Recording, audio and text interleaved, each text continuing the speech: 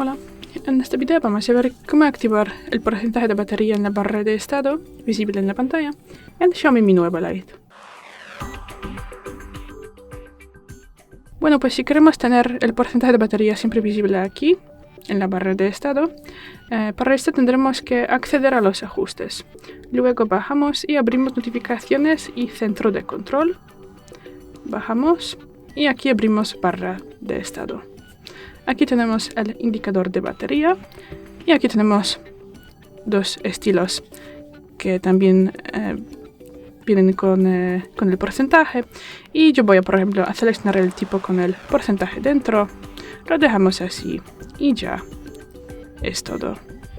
Gracias por ver el vídeo, déjanos un like y suscríbenos. Hasta luego.